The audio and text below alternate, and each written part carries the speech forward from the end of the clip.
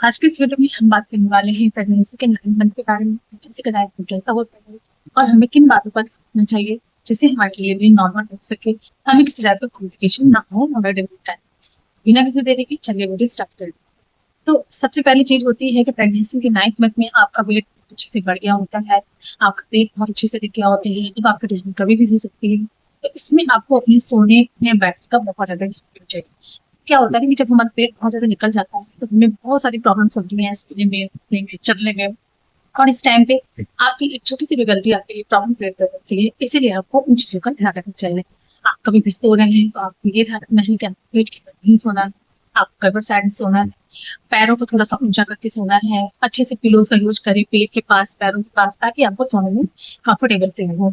कभी भी अगर आप उठ रहे हैं तो आपको एकदम से झटके से नहीं उठना है।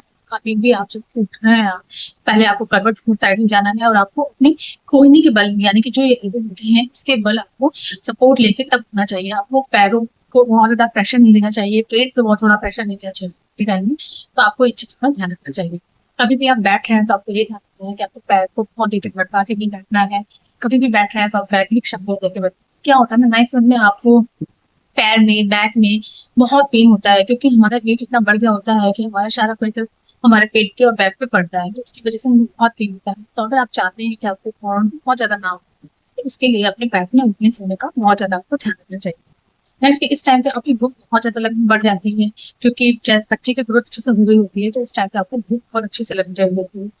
भूख अच्छे से लग रही होती है तो आपको ये भी ध्यान रखना है कि आपको अगर बहुत ज्यादा भूख लग रही है तो आप एकदम से एक साथ पेट भर के नहीं खा लेना है, आप पूरे छोटे छोटे लेके रहना है। और जितना हो सके उतना नेचुरल सारा खाना खाएं, घर का बना हुआ खाना खाएं। आपको जंक फूड प्रोसेस में नहीं खाना है। ऐसा नहीं है कि अगर आपको क्रेविंग हो रही है तो आपने बहुत ज्यादा बाहर की चीजें खा ली या जो मन हो रहा है आपने वो खा लिया। ऐसा नहीं करना है। इस टाइम क्रेविंग होती है बहुत सारी चीजें खाने की, लेकिन अगर आपको बहुत ज्यादा हो रही है तो आप कोशिश करें कि उससे घर में थोड़ा बहुत बना के खा लें, बाहर की चीजें बहुत ज्यादा खाना अवॉइड करें इस टाइम। नेक्स्ट होता है कि अगर आपको इस टाइम पे एक्टिव रहना चाहिए। एक्टिव रहने का मतलब ये नहीं है कि आपको बहुत ज्यादा काम करना है घर का या बाहर का बहुत ज्यादा काम करना है। एक्टिव रहने का मतलब ये नहीं होता है। एक्टिव रहने का सेंस है कि आपको हल्के घर के हल्के फुल्के काम करके रहना चाहिए।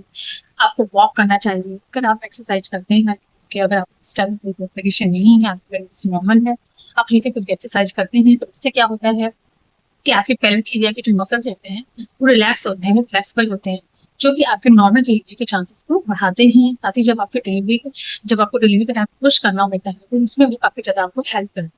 क्योंकि अगर उस टाइम पे आपके जो मसल्स फ्लेक्सिबल नहीं हुए रहेंगे तो क्या होता है कि अगर आपको पेन हो भी रहा है तो अगर आपके बच्चेदानी का मुंह नहीं खुल रहा है तो आपको बहुत प्रॉब्लम होती है। उस टाइम पे लेबर बहुत देर तक बना रहता है, 8 घंटे, 9 घंटे, 12 घंटे से भी बना रहता है। इसलिए आपको एक्सरसाइज और वॉक जरूर करना चाहिए प्रेगनेंसी के 9 मंथ में। ब्रीदिंग एक्सरसाइज में बटरफ्लाई एक्सरसाइज तो आपको जरूर करना चाहिए। नेक्स्ट होता है कि इस टाइम पे आपको अपने हाइड्रेशन का भी बहुत ज्यादा ध्यान रखना है। देखिए प्रेगनेंसी के 9 मंथ में आपको अपने हाइड्रेशन का, अपने बीपी का, शुगर का, हीमोग्लोबिन का, इन सारी चीजों का आपको बहुत ज्यादा ध्यान रखना होता है। क्योंकि 9th मंथ में ऐसा होता है कि अगर आपको आपकी पूरी प्रेगनेंसी सही चलती है लेकिन आपने 9th मंथ में ध्यान भी नहीं दिया तो उस टाइम पे आपको प्रॉब्लम हो सकती है। तो इसीलिए आपको ज्यादा से ज्यादा जितना हो सके उतना पानी पीना है, जितना हो सके उतना लिक्विड लेना है। नारियल पानी, छाछ, नींबू पानी। अगर गर्मियों का मौसम है तो आम का पन्ना, ये सारी चीजें अगर आप पीते हैं तो इससे क्या होता है बॉडी से हाइड्रेटेड रहती है, जिससे कि आपको जो कहीं कहीं प्रेगनेंसी टाइम बहुत गर्मी लगती है तो उससे आपका शरीर ठंडा होता है। जितना हो सके उतना सीजनल फ्रूट्स खाएं। वाटरी फ्रूट्स जो होता है गर्मी में वो ज्यादा ज्यादा खाएं, जैसे कि वाटरमेलन, खीरा, ककड़ी, तरबूज, खरबूजा, ये सारी चीजें हम ज्यादा खाते हैं। इससे भी आप हाइड्रेटेड रहते हैं, साथ ही साथ आप आपके तो बॉडी ठंडक महसूस होता है। तो इसके इस टाइम पे आपको बहुत ज्यादा स्ट्रेस भी नहीं लेना चाहिए। क्या होता है कि अगर प्रेगनेंसी की 9 में बहुत ज्यादा स्ट्रेस ले लेते हैं तो स्ट्रेस की वजह से भी हमारी प्रेगनेंसी बहुत ज्यादा कॉम्प्लिकेटेड हो जाती है।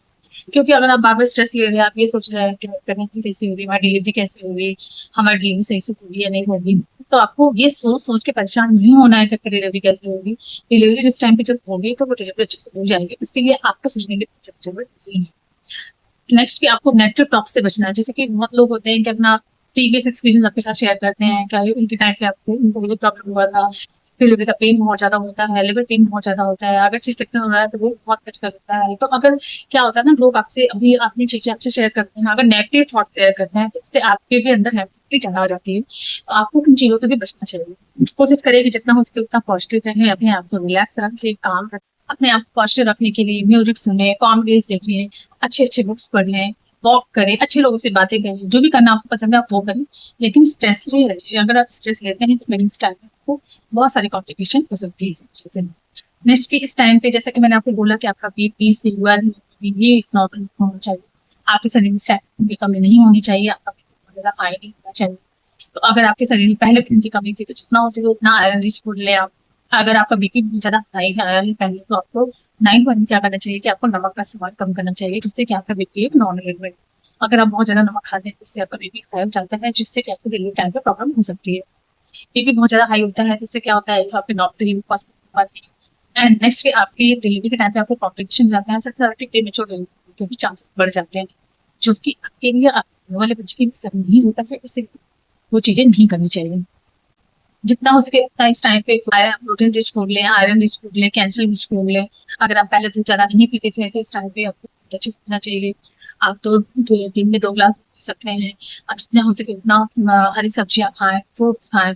जितनी अच्छी डाइट लेंगे उतनी अच्छी आपकी प्रेगनेंसी हेल्दी रहती है, आपको प्रॉब्लम नहीं।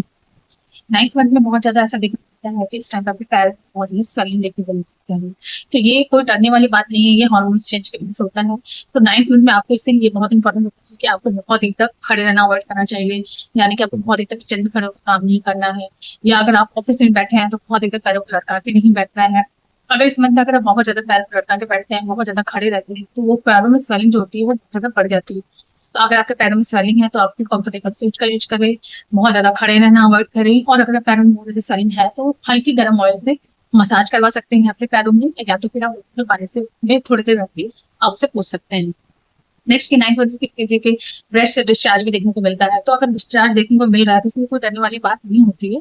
ये डिस्चार्ज इसलिए होता है कि आपकी बॉडी ब्रेस्ट फीडिंग के लिए प्रिपेयर हो रही है, आपके बेबी होने वाला है, इसलिए बॉडी इसके लिए अपने आप को प्रिपेयर करती है। तो अगर डिस्चार्ज हो रहा है तो उसमें कोई घबराने वाली बात नहीं है। उसको आपको खुद से कुछ भी स्क्वीज नहीं करना है, स्ट्रेच नहीं करना है, कुछ भी ऐसा नहीं करना है। अगर डिस्चार्ज हो रहा है तो नॉर्मली टाइम में इसमें कोई घबराने वाली बात नहीं है।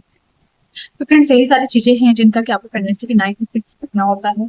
जितना हो सके उतना हेल्दी खाना खाएं, स्वस्थ रहें, हैप्पी रहें और अपने आप को स्ट्रेस फ्री रखें, ताकि आपकी प्रेगनेंसी अच्छे से चल सके, आपकी डिलीवरी अच्छे से हो और आपको किसी टाइम पे कोई भी कॉम्प्लिकेशन प्रेगनेंसी टाइम में नहीं हो।